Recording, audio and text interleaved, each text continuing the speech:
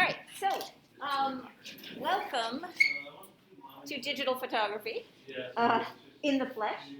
Um, Everybody has a workstation and a monitor, and what we're going to do after this week, because we don't have the cords yet, is you guys are going to use your own computers, but hook them up to larger monitors to make it easier to see what you're doing and to make it easier for me to help you.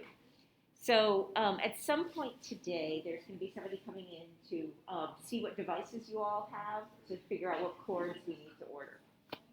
So if somebody walks in, don't panic. As you can see in here, we are sharing a space with the CAD program. Sometimes we have some scheduling conflicts here in ATEC, so normally my class meets over there. All of our equipment is in that cabinet, so I'll be getting here early enough to get set up before they get in. Next week we're going to start hands-on camera work with the DSLRs we have here in the class. Just couldn't get it going for this week for a couple of reasons. One was I had to charge all the batteries yesterday, and the other is that there were two things I wanted you guys to do this week, and I wanted you to be able to do one of them in class so you didn't go home with a lot of homework. So the first thing I put up on this agenda is the question, is it plugged in? So when we do start using the monitors next week, just a little gentle reminder to us, like the one behind you, Philip, is not actually plugged in. It was plugged in yesterday, but it's not now. So it's just like when you come in and you try to turn something on, the first thing is it plugged in? Today, the editing on Snapseed is due, that project, and I would say at least half of the ones I've looked at so far, people have forgotten to put the documentation. So remember, if you haven't submitted that yet, make sure you tell me what tools you used for each of them, okay? The capstone title and explanation slides are also due today. And an offering. So Open Studio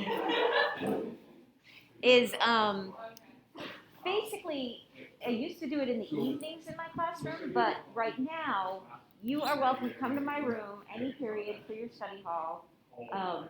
It doesn't matter, what period it is, up in Hall House, and I'm happy to help you out with things. If you need a camera and you let me know by email in advance, I can bring cameras with me. It's just a chance for you to also have some quiet time and work. I have a second floor loft you can work in. You won't be in the middle of my classes. And that's also available during the extracurricular blocks. I have an art help session. So if you need materials or anything like that, feel free to come up during those as well. And that's one of those things where you don't have to sign up to do it the whole time. It's like if you're in a study hall and you want to come there someday instead, you can just let your study hall teacher know. Or again, if you're in a club and you really need to finish up a project for this class, but you need my help to do it, then you can come during that period as well. All right. So this week's agenda.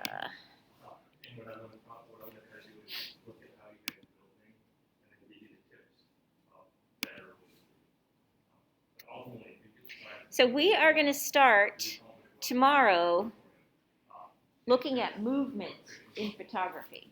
I love this quote by Einstein, nothing happens until something moves. It's kind of true, unless you're thinking about thought processes, but even then your brain is moving. So that's what we're going to do tomorrow, intro to shutter speed. In class today, you're going to do some capstone inspiration research. And I'll talk to people individually if you haven't really sort of fleshed out what you want to do for your capstone, or if you have some ideas but you're not sure they'll work or where you're going to go from there. One of the things you're going to do today is start looking into those things. And I've put a link up here for a PDF. It's not an assignment. It's just there for resources and for help if you're interested. And it's all sorts of features on your phone. And so some of this will come in handy after we talk tomorrow, because most of the movement stuff we're going to do here in the classroom, but you may end up having to finish some of it up at home. So I went through this the other day. I just recently found this, and I was really surprised. There were some things I didn't know because I have an older phone. I'm trying to upgrade. I just can't make up my mind. And just some little tips and things like that. If you never really sat down with your phone when you first got it, to look at what all the buttons mean, then it might make sense to take a minute or two to go through that. So that's just a resource. So what you guys are going to do today is a little bit of research. So hopefully by now you have chosen what you want to do for your capstone. And now I'd like you to find at least one photographer, you could do 2 for extra credit, that is working the way you want to work.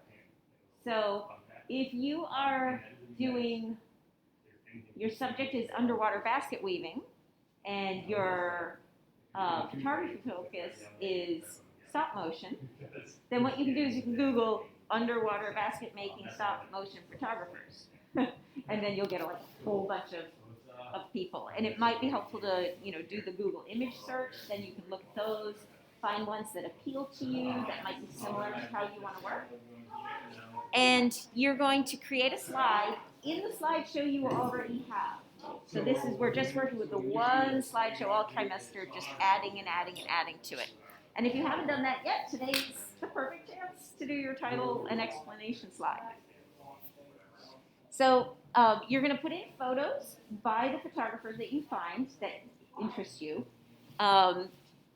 3 to 5 photographers, and then if you find a second one, you can do a couple more slides with their work. You want a name of the photographer and a link to their websites. Dates of the photos, if you can find them. If you don't find any dates because it's like on a blog or something like that, you can just put current day. If you're looking at it more of a historic photographer, it's helpful to know, like this image down here was done in 1969. So it puts a little context. So these are by Evelyn White. This was from her slideshow. She's got 3 photos by Richard Avedon and a couple by Guy Bourdin, who are 2 photographers we're going to be studying soon anyway, because she was working with expressions and portraits. So she liked their work. And then this is her explanation slide. So she says, Richard Avedon's photography inspires me because of his use of the body to create abstract yet stylish images. So we just want like a quick blurb about what they're doing that you find inspiring. And it's also a chance for you to sort of do a little bit of research and poking into what it is you're going to do and how is it done. Right? A lot of the topics on that list we're going to be doing in class, but this week you're going to take your first 5 photographs, so you probably can't necessarily wait for me to show you how to do the work. All right, so for today, the rubric is 5 points for having 4 to 5 photos by one photographer, 5 points for names, dates, and a website link, and a blurb about what inspires you from them. If you do a second photographer, we'll give you mad extra credit points. All right. So I'll let you get to that in just a second. I want to show you your homework.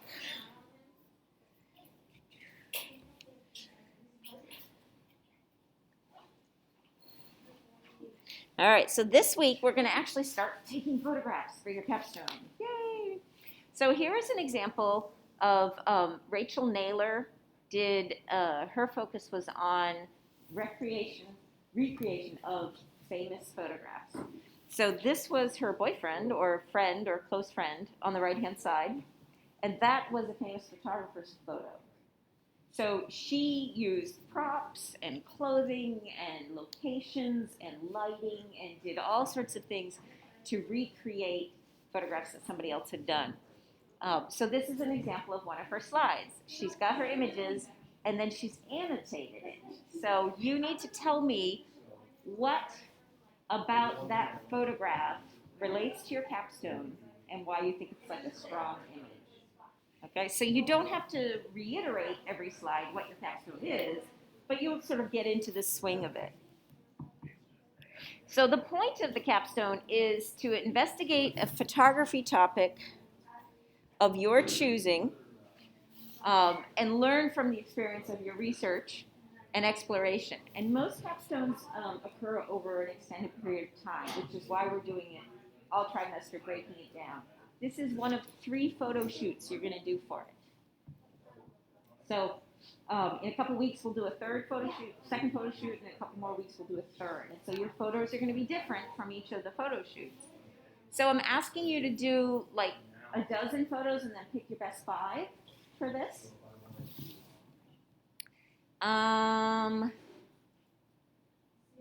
Let's see what else. Make sure that whatever you put on here, you've done post-processing, done some editing. You can use Pixlr or Snapseed, whatever you're most comfortable with, so that they are your best images. And then you need to explain how they're strong images to have in your capstone, how they relate to it, and what they show about the photography aspect. So I've got this little picture here. I find it really hard to do this like plugged into a machine, but I'm going to show you a couple of little things on a Google slideshow you may or may not know. So I'm just going to quickly make a blank slideshow.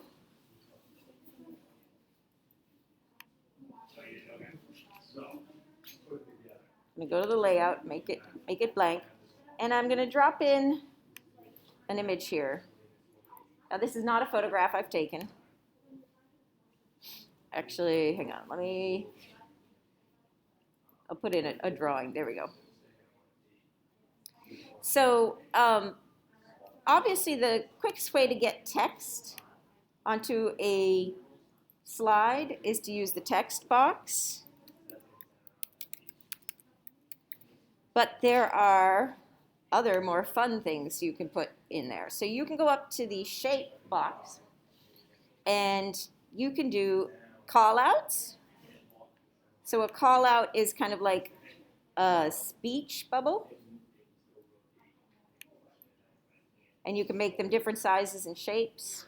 You can move the little thingy. You can rotate them. You can change their colors. And then you can go to arrange, order, send backwards, or send to back. And then it will move it behind your text if you already have text. If you didn't already have text, you could just draw it in. I like these because even under the shapes, there are some good ones. You know, it doesn't have to be boring. There are arrows. Let me see if I can find the arrows. Yeah, I like the arrows.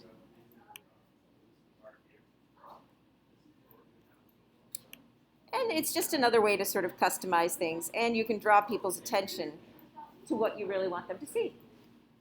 All right? So questions?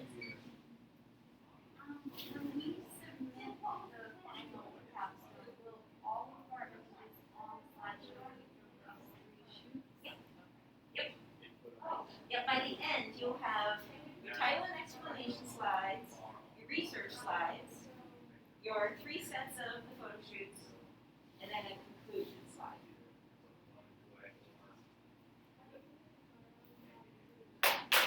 All right. So you guys can start working on the research one, and I'll come around and see how I can help. And I have a couple of things written out, notes I needed to talk to people about.